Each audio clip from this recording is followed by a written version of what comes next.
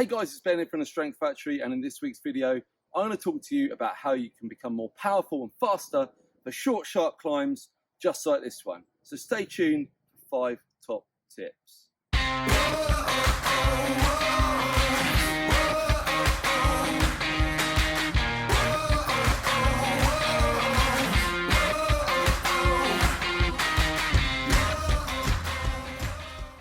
Whether you're a trail rider or a hardcore racer, at some point we've all got to tackle real steep power climbs just like this one here in my local woods.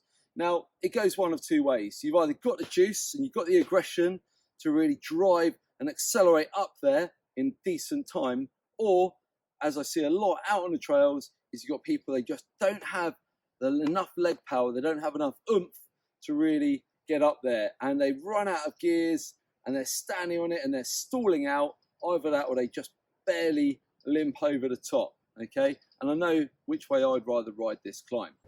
Tip number one then, to improve your performance on short, sharp climbs, is actually, it's a couple all in one. And I'm going to refer back to my last video, which you may have seen, which is about sustained climbs and how to improve your performance. I'm just going to take a couple of those and lump them all together because I've already covered it. Number one, power to weight, okay? So the steeper it gets, the more that body weight counts, okay? So we need to drop that body fat down to improve your power to weight ratio.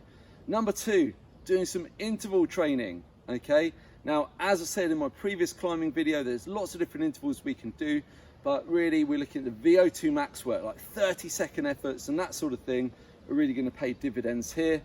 And then number three, again, of tip number one, okay, is gonna be to test yourself. So if you've got a climb that's your nemesis, you know, that you always struggle with at your local trails or your local loop, then time yourself on it, okay? Use the lap button, use a GoPro, use a friend, just make sure that it's really repeatable. All of those three things together, which also apply to mastering longer climbs, they all contribute as well to improving your short climb performance, which is why I've repeated them and lumped them in here for tip number one. Tip number two for power climbs is going to be to do more standing climbing. Now, I've been in this game a little while now, and when I think back to when mountain biking first went single ring, I think I was riding a 1x9 setup, and my biggest cog at the back was probably about a 34 or something, and I probably had a 32 or a 34 in the front, and that's basically what everyone run. And what this meant is that everyone stood up on every ride, whereas these days we've got the dinner plate cassettes at the back, massive cassettes, and everyone's running small chain rings, and everyone just sits and spins everywhere.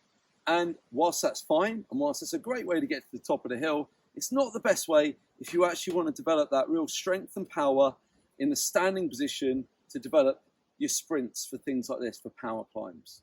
So next time you're out on a trail ride, all I want you to do is to spend part of every climb in the standing position. Now, that doesn't mean sprinting. You can go just a little faster than you would normally, but it means up, stood up in a nice strong position. So we're hinged, I'm looking ahead, I'm creating some tension through my body, and obviously you're gonna go a couple of gears harder because the cadence will be slower. I'm just gonna push through the pedals, push through the pedals, push through. So we're developing that leg strength. The way I like to think of it is, you know, you can't run until you can walk. And if we spend the whole time sitting and then you suddenly expect to be able to sprint out the saddle, but you haven't done any prep work, then obviously it's not going to go very well.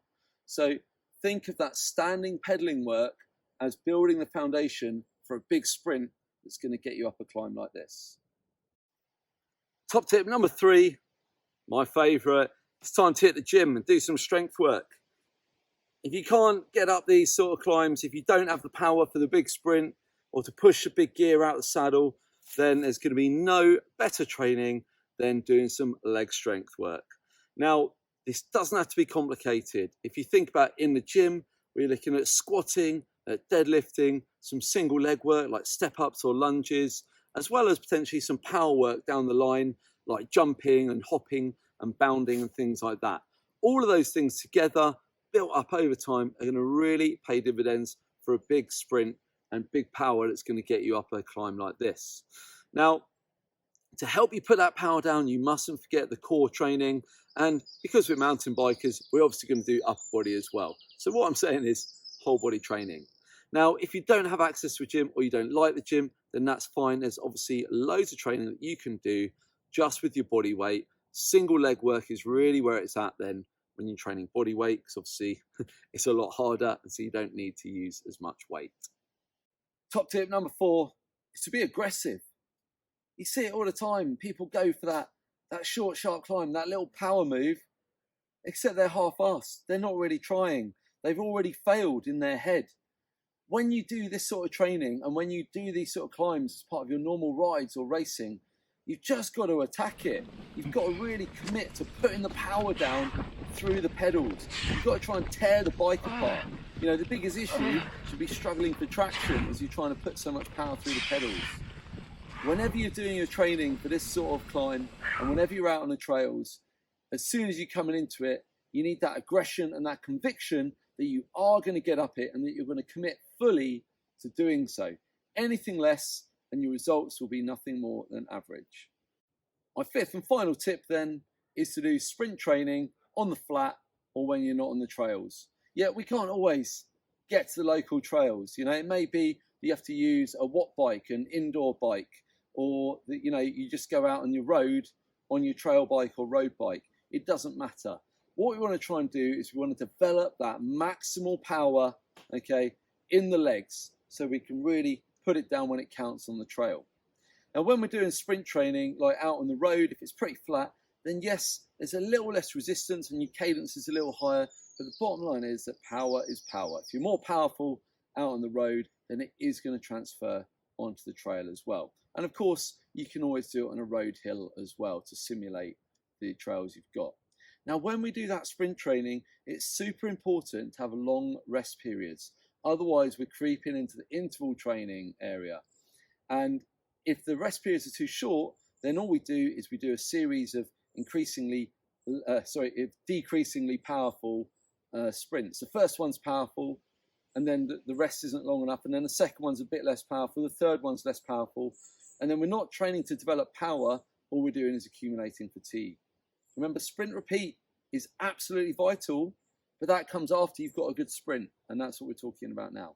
So what I would suggest is doing 5 to 10 second sprints with at least, and I mean at least, 5 minutes in between each one, which is going to sound mental, and you're going to say, but it doesn't even burn. It doesn't have to burn. What we want is power, not the burn, okay? The burn should be something we seek out occasionally in your training or that happens naturally as part of riding or racing.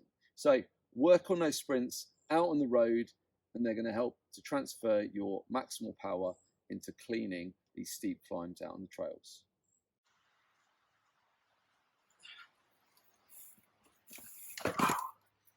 There we go. 5 tips for technical climbing. Hope you found some of that interesting and useful. Now, don't get me wrong, I'm not trying to take the fun out of riding. If you take nothing else away, take that aggression point away. When you're out riding, when you come to these climbs, just commit. Just be aggressive.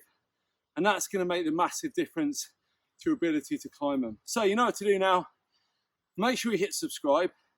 If you haven't watched it already, check out my climbing video about longer duration climbs. And then, yeah, share it with your mates. Get out and shred. It's summer here. And I hope you have a wicked week and a great weekend.